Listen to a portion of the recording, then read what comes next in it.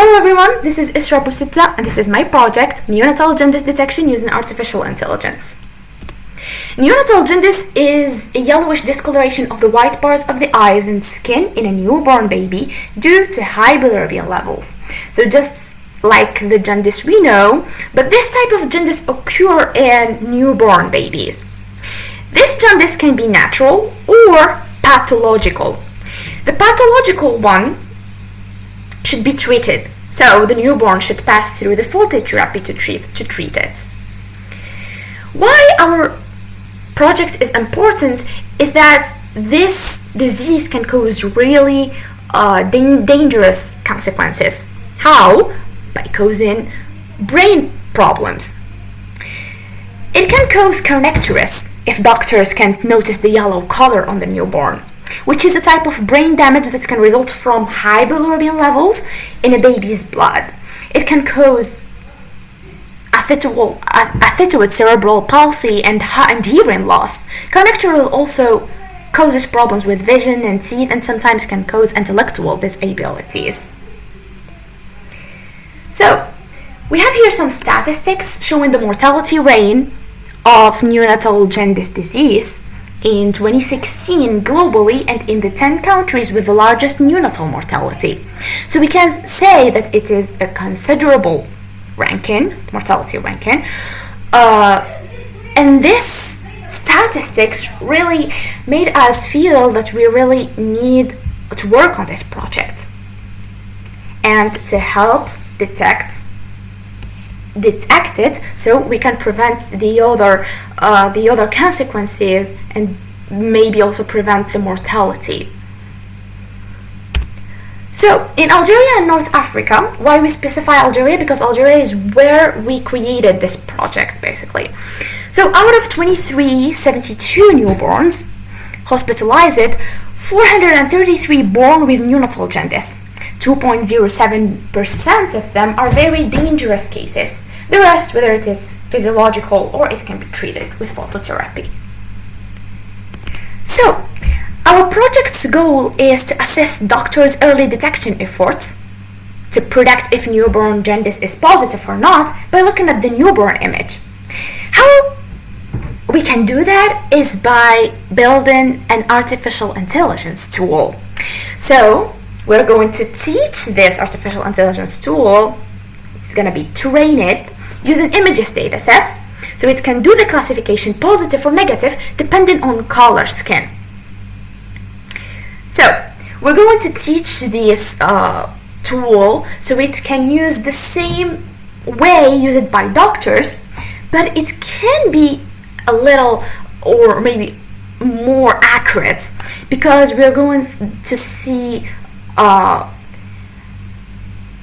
we're going to need to notice more features. Because we're going to have a lot of images, the tool will be able to make the difference and to notice the yellowish discoloration maybe better than a human eye. So for this purpose, we created a data set manually. We labeled it into positive and negative classes, and we had 1274 images for train, 32 images for validation, and 107 images for test. We had 3 directories: training, validation, and test. So for each we had 2 classes, positive or negative. In the positive directory we had images of healthy newborns. We had like many skin colors. So our tool will learn that there is different colors. Here is how a skin is normal, and here is how a skin is yellow in the negative directory. So we had like images for newborns with the yellow discoloration. So our tool will be able to make a difference between the yellow skin and the normal skin. Okay, so how we used AI, or how we are going to use this artificial intelligence in our project, is that we're going to take the newborn image and then detect and classify skin color using deep learning. And then what we will have is two classes, normal and yellow. Yellow means the jaundice is positive, and normal means the jaundice is negative. Let's now focus a little bit on this detect and classify skin color using deep learning part. So, deep learning neural networks are artificial neural networks with multiple layers between the input and output layers. The DNN, which is the deep neural networks, find the correct mathematical manipulation to turn the input into the output. So, something to know is that DNN are functionally similar to human neuron connection. How is that? We have the ties between the numerous neurons, nodes, have arithmetic values, weights. Every node in the DNN network receives multiple inputs from other nodes and determines a single output dependent on the weights of the data. Okay, so as shown in the graph here, in deep learning we have many layers. Those layers are working to extract features. So we can say that the objective of these layers is to extract the high-level features such as edges and so on from the input image. So we can say that for a simple image, which doesn't have a lot of features, we know that an image is nothing but a matrix of pixel values, right? So why not just flatten the image and feed it into a multi-level perceptron for classification purposes? So we can do that, but in cases of extremely basic binary images, this is possible. But we need more layers, we need to extract more features for more complicated purposes. This is another figure showing some types of layers that we use. First, we have the convolutional layers, which extract the high-level features, such as edges, as we said before, from the input image. And we have also here, for example, the pooling layer. The pooling layer is similar to a conventional layer, is responsible for reducing the spatial size of the convoluted feature. So this is to decrease the computational power required to process the data through dimensionality reduction. Furthermore, it's useful for extracting dominant features which are rotational and positional invariant, so thus maintaining the process of effectively training of the model. We have also another type which is the fully connected layers. The fully connected layers are another type which is a way of learning non-linear combinations with the high-level features which are represented by the output of the convolutional layer. So the fully connected layer is learning a possibly non-linear function in that space. So it's just what ties all the features that we extracted from the previous layers to have an output one output from our classes, the classes that we had before, and those classes that we had before will be like numbered 0, 1, 2, etc. So we need to have numerical values.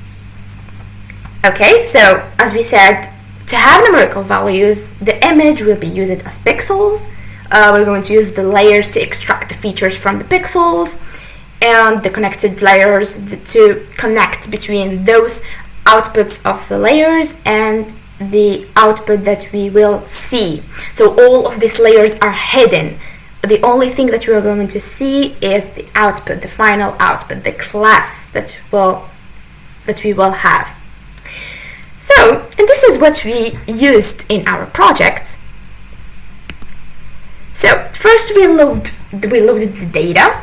So our project is done using Keras sequential model. So Keras is a framework that make working with layers easy.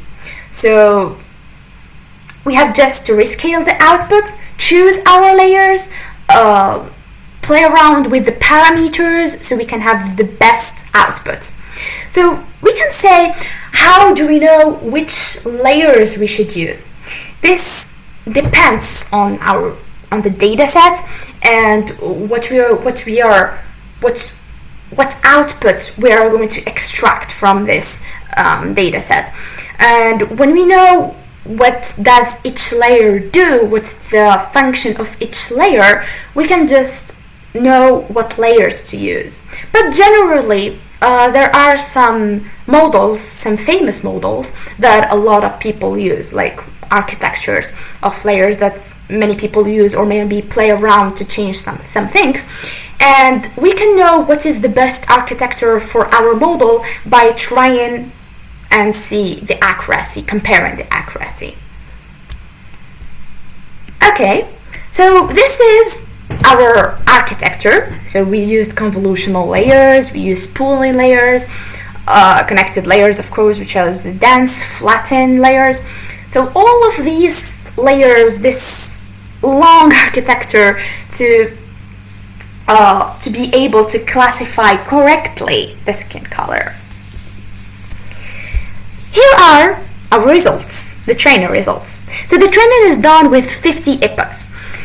Saying that the training is done with 50 epochs means that we repeated the training 50 times. And we can change this, of course, and the more layers the more epochs we use, the more accurate results we have. But of course, the more time we will take. The last in training is 0.16, which is a very small result. So the accuracy in training is 94%. The validation loss is 0.07. The validation accuracy is 96%. Okay, so as seen in graphs, this is the results which were really impressive results. Like to have these good results in an artificial intelligence model is a good thing, especially with the architecture that we used. But of course, the project is always under development. We're going to change things and add in new things, so we can just get rid of the analysis doing or the analysis that the newborn has to pass through if the neonatal jaundice is not natural. Of course, this project was published. We wrote a research paper and it was published. And I think we came to the end. This is our project. I hope you've learned something from it. Thank you so much for listening.